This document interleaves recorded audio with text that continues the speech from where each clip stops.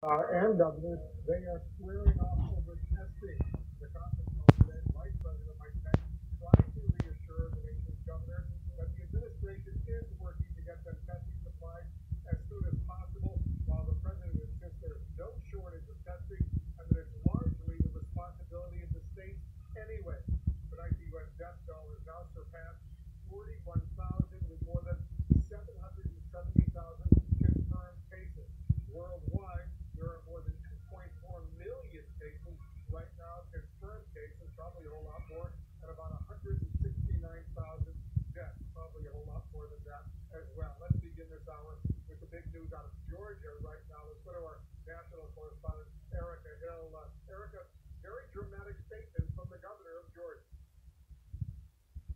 It is dramatic, and it's also just makes you stop for a minute. When you look at the businesses that Governor Brian Kemp has actually pointed out, so signaling out, and he went through the list of some of these: gyms, fitness centers, body art studios, barbershops, hair and nail salons, estheticians, and massage therapists will all be allowed to reopen starting this Friday. It goes on to say that restaurants can open on Monday, no bars, nightclubs, or music venues, however. What is really remarkable is that the governor said all of these businesses need to continue with their best practices, including social distancing. That is incredibly difficult to do when you look at the list of those businesses that will be given the green light on Friday. These are some of the most intimate connections you can have with someone when you go to get your nails done, if you're going for a massage or to get a tattoo. And think about how close you are to those people. The other thing that really stood out to me is that the governor said very clearly no local ordinances can restrict the opening, making it clear that these are statewide orders. He wants this to be in place across the state, and that's something that we've seen, of course, in Florida. We're also seeing a little bit in South Carolina as well, where you're seeing some local leaders push back against state orders because they are not sure that their areas are ready for that. And the other thing that Governor Kemp noted is that employers will need to test their employees. That brings up another issue that we're hearing, as you just pointed out, from governors across the country. Testing still remains an issue to any reopening, and researchers at Harvard are saying the U.S. is far behind where it needs to be for any safe reopening, that they would need to more than triple the number of tests done daily, to more than 500,000, and that's not the only issue states are facing. As states and cities look for a path forward, testing is at the top of their list. The question is, how fast will you increase the volume of tests, because the more tests, the better. That is the axiom. The more tests, the better. Test nursing homes, test schools, test teachers, test prison facilities, but you need the volume of tests. The president invoking the Defense Production Act for desperately needed swabs as governors push for more help accessing supplies. I think until we have a national strategy and that everyone is working together for a good supply chain, we're going to have problems here. It's not just diagnostic testing that's needed. New York began antibody testing today, but officials stress we don't yet know how effective those antibodies are. There's an assumption, a reasonable assumption, that when you have an antibody that you are protected against reinfection. But that has not been proven for this particular virus. Businesses adding new measures to keep workers safe. Amazon using thermal cameras to screen for fevers as the city of Detroit begins testing its essential workers. Early hotspots like New York City starting to see a decline in cases as others hit a surge. The White House task force singling out Boston, Philadelphia, and Chicago. I think that the worst is yet to come for a lot of people. Meantime, in South Carolina, the governor giving some retail stores and beaches the green light to reopen. 4 coastal communities, however, will keep existing restrictions in place, noting there is, quote, no evidence from medical professionals that indicates the threat has diminished.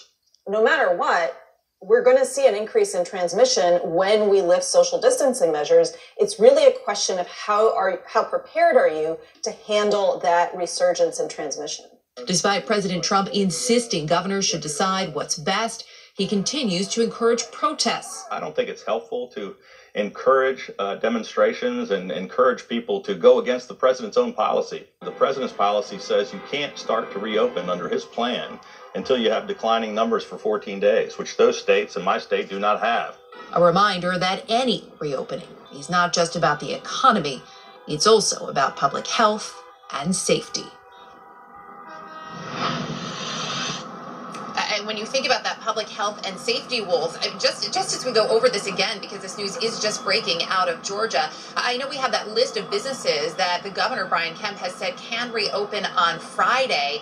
If you're talking about social distancing, if you're talking about keeping a safe distance from one another, whether that be with a face covering, wearing gloves, you look at some of these businesses, and again, these are some of the most intimate interactions that you can have when you go into a business. When someone is cutting your hair, they have to be very close to you. Obviously, a massage therapist, a body art, and the bowling alley in that list had some people scratching their heads as well. Again, the governor saying that for all of these businesses, they will need to continue with what he said are best practices, including social distancing, and also that there will need to be testing of employees, which of course calls up new questions about who will be doing that test, how will they get the test, how will those tests be processed. A lot of questions here that we have that we're going to do our best to get some answers on for you, Wolf, as we dig a little bit deeper into this latest, what the governor called a small step forward. And again, just a reminder, the governor saying that no local ordinance can supersede this. So this is statewide.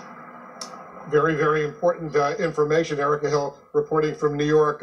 Erica, we're also getting word that the governor of Georgia is not the only governor making major decisions. Just got a statement from the governor of Tennessee, Governor Bill Lee, announcing that Tennesseans, the order for them to remain at home, that will expire April 30th. The vast majority of businesses in the 89 counties will be allowed to reopen on May 1st. He went on to say that some businesses could reopen as early as a week from today, next Monday. And the governor of South Carolina is announcing that as of 5 p.m. today, retail stores selling furniture, books, music, flowers, clothing, accessories, as well as department stores, sporting goods stores, flea markets will be allowed to open at 20% capacity, or 5 people per 1,000 square feet. Beaches will reopen in South Carolina, Governor McMaster says, tomorrow at noon. So there are a lot of developments unfolding right now. Let's go over to the White House right now. Our chief White House correspondent, Jim McConnell.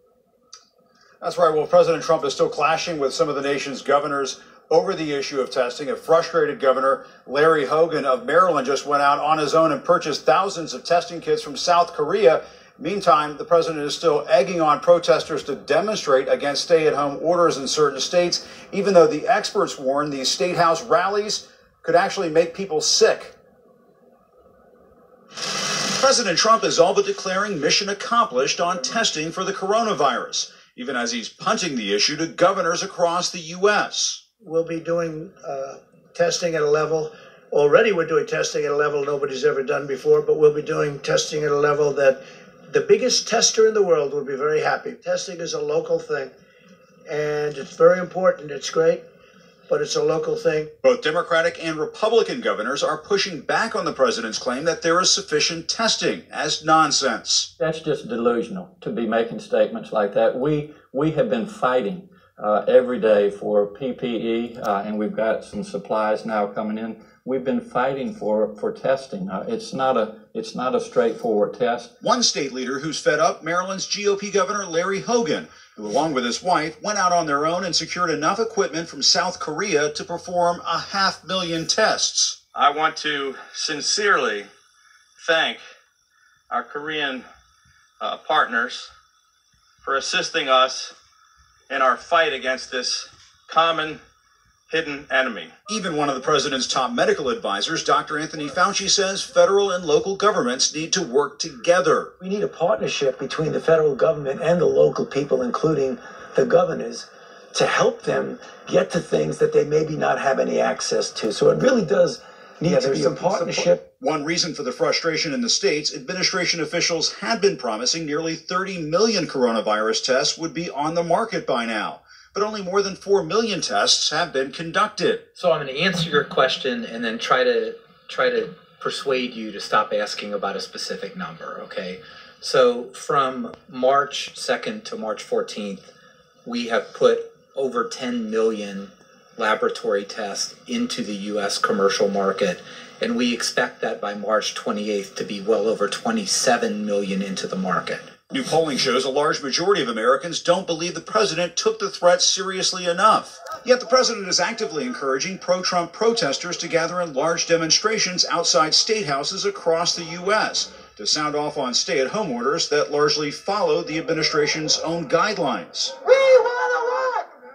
Open our states! Mr. Trump has complained some states have gone too far, even though he's told governors they now call the shots. I've seen interviews of the people. These are great people. Look, they want to get, they call cabin fever. You've heard the term?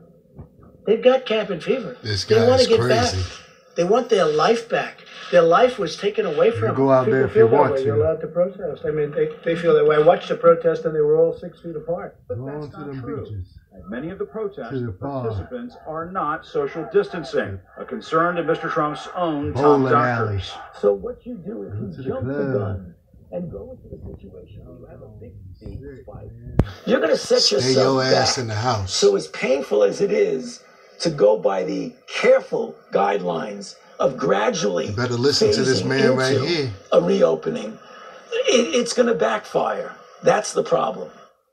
Yeah, that's the And the problem. White House is also keeping a close eye on the financial markets and a dramatic plunge in oil prices. You'll recall the president claimed he was on top of that situation and was working to stabilize the oil market. Earlier this month, Mr. Trump tweeted he was speaking with his, quote, friend, Saudi Crown Prince Mohammed bin Salman, and Russian President Vladimir Putin about moves he said would be great for the oil and gas industry. But, Wolf, that industry is struggling tonight. Wolf. Certainly is. Jim Acosta at the White House. Thank you very much. Joining us now, the governor.